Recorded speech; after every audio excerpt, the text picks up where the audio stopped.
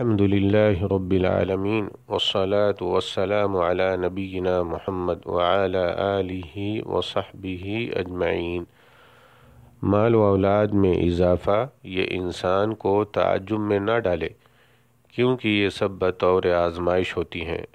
مال و دولت دے کر استدراج کے طور پر مہلت دی جاتی ہے۔ اللہ تعالیٰ اپنی حکمت و مشیت کے مطابق مہلت عطا فرماتا ہے۔ وقتی طور پر انسان دنیا کی فراغت و خوشحالی اور مال و اولاد سے نوازا جاتا ہے۔ انسان یہ سمجھتا ہے کہ یہ اس پر اللہ کا فضل ہو رہا ہے، لیکن اگر اللہ کی نعمتوں سے فیض یاب ہونے والا نیکی اور اطاعت الہی کا راستہ اختیار نہیں کرتا تو یہ دنیاوی نعمتیں فضل الہی نہیں بلکہ مہلت الہی ہوتی ہیں، جس سے کفر و فسوق میں اضافہ ہی ہوتا ہے۔ بالآخر وہ عذاب جہنم کا مستحق قرار پاتا ہے۔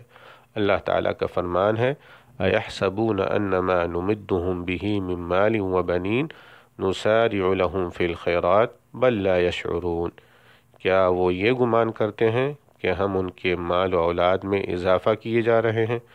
تو کیا یہ ہم ان کے لیے بھلائیوں میں جلدی کر رہے ہیں؟ نہیں، بلکہ وہ سمجھتے نہیں ہیں۔ سورہ المؤمنون آیت نمبر 55-56۔ مال و اولاد اس بات کی دلیل نہیں کہ اللہ کو صاحب مال سے محبت ہے اور اس کو اللہ کی بارگاہ میں خاص مقام حاصل ہے۔ اللہ کی محبت اور قرب حاصل کرنے کا ذریعہ ایمان اور عمل صالح ہے۔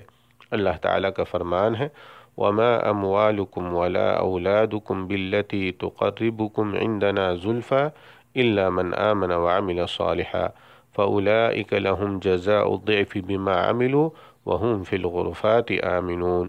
اور تمہارا مال اور تمہاری اولاد ایسی چیز نہیں کہ تم کو ہمارا مقرب بنا دے۔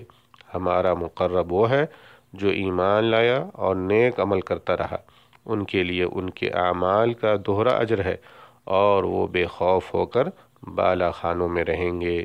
سورہ سبا آیت نمبر 37۔ والسلام علیکم ورحمۃ اللہ وبرکاتہ۔